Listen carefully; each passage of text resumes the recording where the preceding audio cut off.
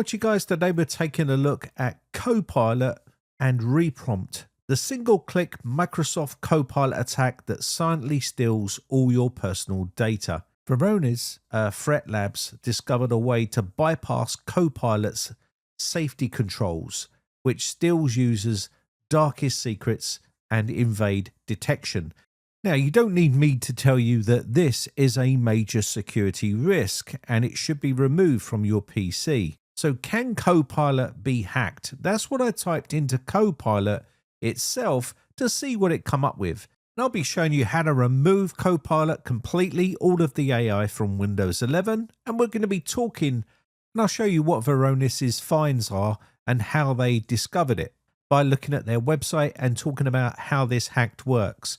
Now, Copilot has already said that it's designed with multi-layer security, but like any other software, it can face vulnerabilities. Recent research uncovered a notable example which shows why staying cautious matters. So what happened? Well, security researchers at Varonis discovered an attack method called Reprompt. A single malicious link could hijack a user's Copilot session. This could be a link via email.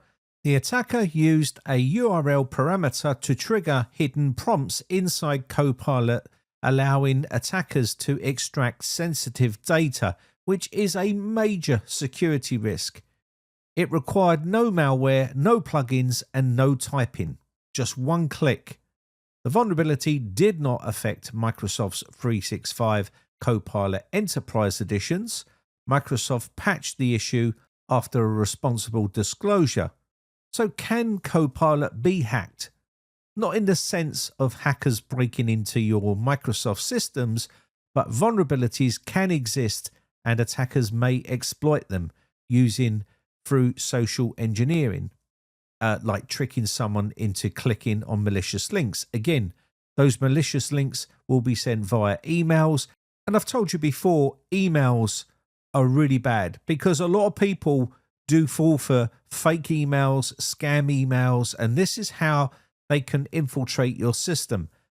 There's tricky little ways where people are sending emails that look like it's from, say, YouTube or Google or some other big company, and it looks legit. And guess what? You click on something and you end up losing your account.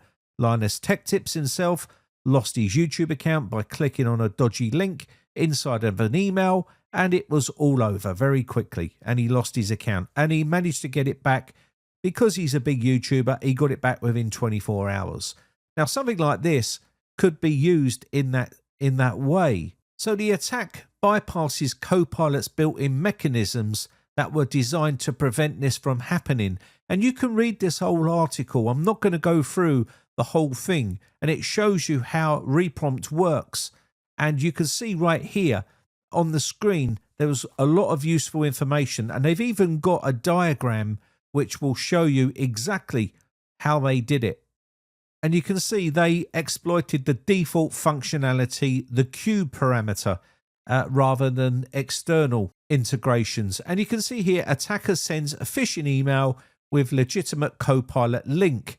User clicks on that copilot.com link, and again, point of no return, Copilot opens up a multi-stage prompt injected via a queue parameter, and it shows you the attacker server receives requests and reprompts Copilot to fetch information about the user. And Copilot executes the next stage of the instructions and sends info back to the attacker. The attacker collects leaked data and sends Copilot more commands. And Copilot shares sensitive information with the attacker until the task is completed. It's quite scary to think that AI can be used this way, and once it's out in the open like this and people understand more about AI, security risks like this are going to be commonplace. And you can see an example URL at the very top here where it says copilot.microsoft.com/G equals hello, and this triggers the AI to process the prompt hello. And AI is so clever and quick learning that people that are criminal minded will work out other methods and other ways to use this to be able to get your data and information. And if it's done this quickly via an email and someone clicks on it, because people click on links all the time, and this is how people get infected, or in this case, lose all of the user's information. Now, Microsoft have this embedded all over Windows, which could be a major security concern. And for me, I don't use it on my Windows system. If I need to use some form of AI, I will go to a website and use it. And I don't want to even sign in like ChatGPT or something like that. I would use it online. I would not be doing it through my Windows computer. Now, of course, as you can see right here on a Windows system, there is loads of Copilot embedded in Paint, Notepad, and loads of other places in Windows. And if you want to get rid of it, I've made a video on this before, but I'm going to show you in this video so it's all in one place and you can work out how to completely remove Copilot from your PC. Now, of course, you're going to have to use this at your own risk. Disclaimer, the information provided in this video is for education and entertainment purposes only. Any actions you take based on this video are strictly done at your own risk. Remember, this will be making changes to the operating system, so it's important that you back up any data and make restore points of your PC. So now we've got all of that out of the way, let's take a look at how we can remove Copilot from our PC. You can see it's embedded in your Edge browser as well, and a bunch of other places inside Windows. Now, AI is becoming a big part of Windows and the way it works. Now, if you have chosen to remove all of the Windows AI, i.e. Copilot, then there is a script that you can use to remove it. Remember, you're using this at your own risk. Make sure you read the article fully and make sure you understand what you're getting into. It's going to disable Copilot, disable recall. It's going to remove all of the data harvesting that Copilot does. It's going to remove AI Fabric Service, AI Actions, AI in Paint, voice actions and access, loads of other features that it's going to disable about AI on your system. So it will disable Copilot policies here and remove AI package. Now, what you can do here also is install some of the legacy versions of these programs, i.e. Notepad, Paint, and other applications. And this program will remove all of the AI and put back some of the legacy programs that will work perfectly fine inside Windows. So you don't have to use Notepad with AI inside of it. You can use just Notepad like you used to in the old days. So let's take a look. There's some commands here which you can copy. I'm going to use this compact command right here. So copy this one. And all we need to do is go over to PowerShell. Once you've fully read the whole article on that website, you can then head over to your search box and type PowerShell inside here. And we can run this as administrator. So once we open up PowerShell as administrator, say yes to the user account control, and it should look something like this. Now from here, you're just going to paste in that command, and it's going to go ahead and download the application right here. Remove Windows AI. All the check marks are already in the boxes, so you ain't got to worry there. It's going to disable registry keys, AI packages. Now there's an area down here that says backup mode. This is going to allow you to back up all of the AI components and put them back by using the revert mode if you want to at a later date.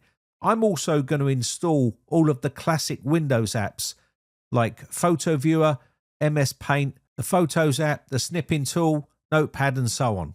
So make sure if you want to back up your settings to use backup mode first and then apply when you've checkmarked all of the ones you want to do.